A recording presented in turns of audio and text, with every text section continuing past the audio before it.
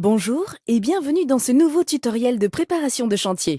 Aujourd'hui, nous allons découvrir ce qu'est une planification 4D, quels en sont les avantages et comment la réaliser. Le terme de planification 4D est assez difficile à comprendre lorsqu'on n'y est pas initié. Pour l'expliquer en quelques mots, il s'agit de construire avant de construire. Il s'agit là d'un des volets les plus modernes de la préparation de chantier, lié à la démocratisation des pratiques liées au BIM et à l'exploitation des maquettes numériques de bâtiments. Je vous recommande donc de lire l'intégralité du livre BIM et BTP, Construire grâce à la maquette numérique, afin de bien saisir les notions abordées dans cette vidéo.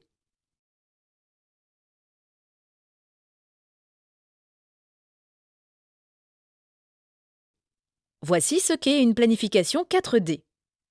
Une planification 4D est une séquence d'images pouvant prendre la forme soit d'une vidéo, soit de plusieurs extraits à des dates clés du chantier. Chaque visuel représente une projection tridimensionnelle du chantier à la date concernée. Il s'agit donc, en quelque sorte, d'un phasage en 3 dimensions. La notion de 4D prend alors tout son sens. Sur la base d'un modèle 3D, on ajoute une dimension supplémentaire, le temps. Cette logique d'appellation peut d'ailleurs être poussée plus loin. En ajoutant une notion de coût, on obtient une séquence 5D qui permettra non seulement d'avoir un visuel anticipé du chantier à une date clé, mais également de connaître le montant total des travaux exécutés à cette date, par exemple. À l'image du BIM, la planification 4D ouvre considérablement le champ du possible au point que le frein principal devienne finalement notre capacité à imaginer des pratiques nouvelles. Pour vous y aider, voyons maintenant la procédure étape par étape. 1. La maquette numérique BIM. Vous devez vous procurer la maquette numérique BIM du projet auprès de l'architecte. C'est un préalable indispensable, à défaut de quoi, il ne sera pas possible de continuer. Et je parle bien de maquette BIM, pas juste d'une volumétrie. Les objets doivent être modélisés en 3D, mais ils doivent également être caractérisés par une base de données sémantique regroupant leurs paramètres. Étage, bâtiment, type d'ouvrage. 2. Filtrer les objets. Si vous répondez au lot gros œuvres, votre planification se limitera en toute logique aux prestations associées. Il faut donc masquer tous les objets de la maquette n'ayant pas de lien avec votre lot. Charpente, isolation, menuiserie. Vous devez obtenir une maquette représentant l'intégralité des ouvrages dont vous avez la charge, et exclusivement ceux-ci. 3. Modifier les objets. La maquette a été modélisée par l'architecte. Par définition, il n'est pas constructeur et vous allez vite le ressentir. Il sera banal de voir des voiles de façade modélisées en un seul élément partant de la fondation jusqu'à la toiture, sans être découpées étage par étage, pour la simple raison que le travail de modélisation se trouvait facilité en procédant ainsi. L'architecte n'a pas forcément notion que vous avez besoin de décomposer vos ouvrages pour établir votre planification. Et même s'il en est conscient, ce n'est pas son travail d'intégrer cela à la maquette. À vous donc de posséder les outils et la compétence nécessaires pour procéder à des modifications ponctuelles de la maquette pour que cette dernière soit bâtie dans le respect de la logique constructive envisagée.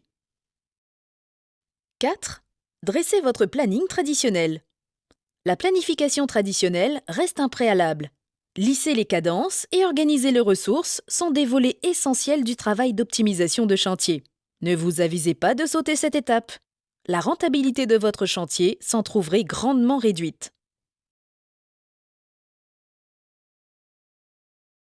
5. Compiler le planning et la maquette. Cette étape nécessite l'emploi d'un logiciel dédié à la planification 4D. Ce type de programme est capable d'une part d'importer une maquette numérique BIM et d'autre part d'importer votre planning. 6. Lier les ouvrages aux tâches. Il s'agit de la dernière phase de la planification 4D. Vous allez sélectionner certains ouvrages et les lier à une tâche de votre planning. En procédant ainsi, vous ajoutez la dimension temporelle à la maquette. Une fois que tous les ouvrages sont liés à une tâche du planning, le logiciel est capable de lancer la séquence de construction. Le bâtiment se construit sous vos yeux. Avantages de la planification 4D. Au-delà de l'intérêt commercial et ludique de ce type de document, la planification 4D permet de détecter de manière beaucoup plus évidente les risques inhérents à la construction, telles que les superpositions de tâches. 2 équipes intervenant dans une zone proche avec risque de chute d'objets d'une équipe vers l'autre. La planification 5D et plus offre les avantages liés aux dimensions ajoutées. Le coût des ouvrages pour définir un échéancier, l'impact écologique pour définir une empreinte environnementale globale.